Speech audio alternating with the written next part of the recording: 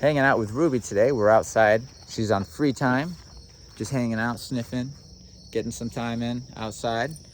I'm gonna show you guys how the foundation that we taught her can get us from out here into the house and relaxed without me having to give a command, okay? And the reason I'm doing this, it's not saying don't use your commands, okay? It's showing you that the basic stuff that I've taught her, the basic dynamic between her and I, our relationship dynamic, the do's and don'ts of the world, is enough to get me around with her without having to use a command. Now, do I have a command if I need it? Yes, and now's a good time to use one. She's wandered down. Can you guys see her? She's wandered down over there. I'm gonna hit this beep here. Come on, honey girl. Okay, here she comes. Come on, she's looking for a spot to use the bathroom. Good girl. I always like a dog who can use the bathroom off from my grass and into the bushes. Good girl. Nice work, sweetheart. Ruby, break. Good girl. Okay, so there's an example of using the commands right there. That's why we love them, especially that recall. But let me go on and show you. She's out of command. We're walking. Now, what's keeping her from running away is one of the core rules. She's learned that if she goes off to be independent and doesn't kind of stay in a certain radius of me, she'll get corrected and recalled. So therefore, she's not doing that. So that's keeping her close, right? She's also learned to follow, meaning if I keep going this way and she stops or goes the other way, she's right here. She's gonna be too far away from me, again, that perimeter thing, and she'll be corrected and recalled and then released again. So it keeps our dogs around us. That's cool. So for example, I'll turn around and there, she's just gonna be loosely following me. This is awesome for free time. It's awesome for letting our dogs explore. She also knows not to run up on people or dogs or wild animals and to stay with me.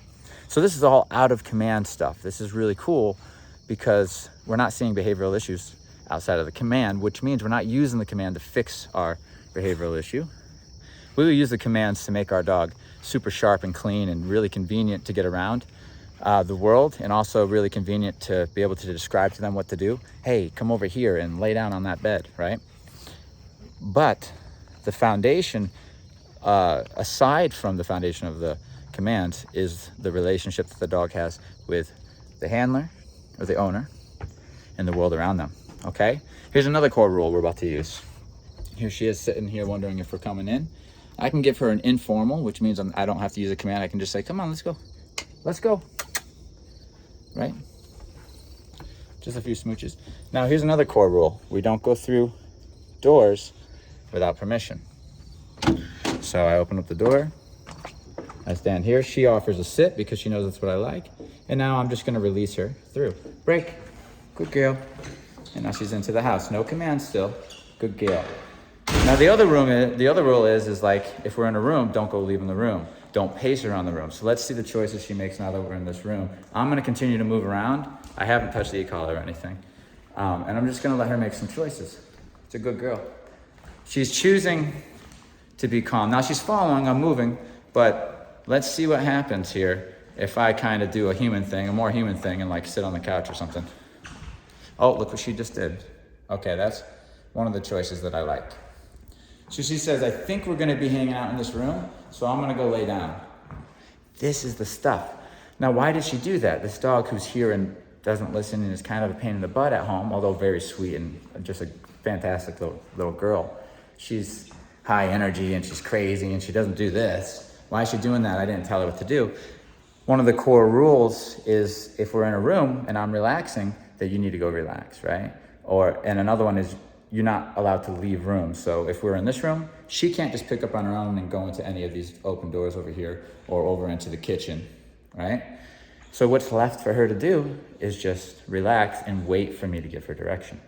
Now, if I tell her, hey, break, let's play, or go ahead and go downstairs or something, which I'm never gonna do, then she can. But look, she's assuming that that's what I want her to do. She does that. She gets a good girl. This is what we call patterning in good behaviors, good responses, good choices.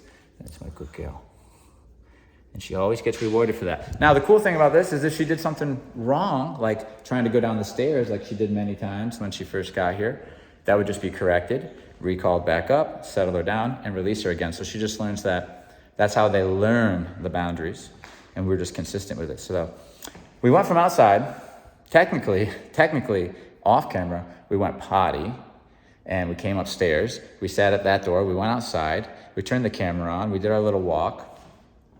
We came back in, and the only thing I had to use, other than the recall, because she went off a little far, is a little bit of like, come this way when it was time to come in. She was like, should I be coming in? Yes, you should be coming in.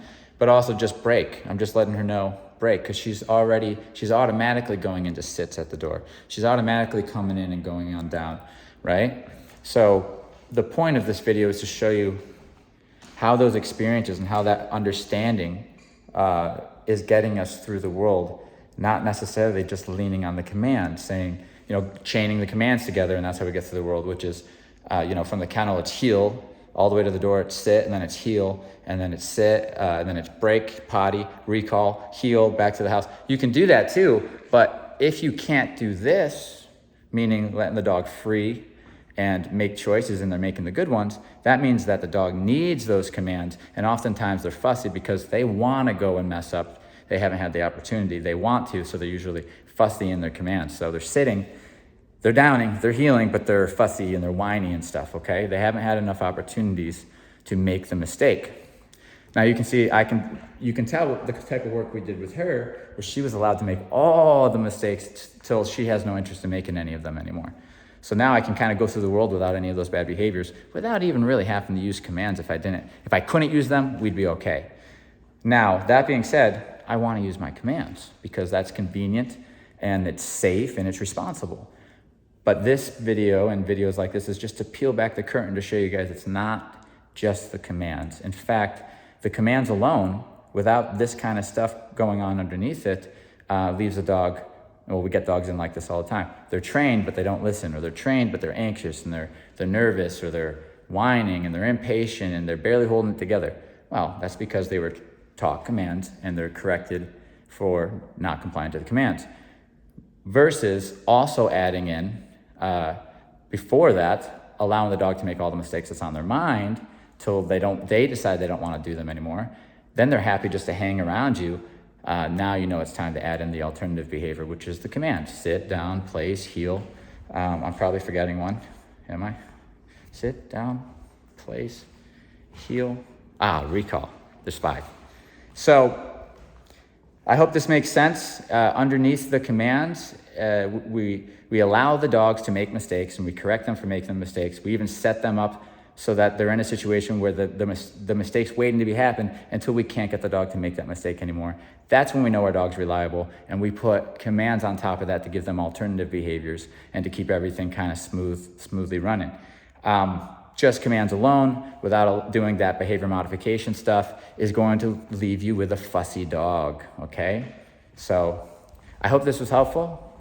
Looks like Miss Ruby is nice and relaxed. That was a good girl, Ruby. Break. Good girl, break. Yeah, my girl. That's my girl. That's my honey.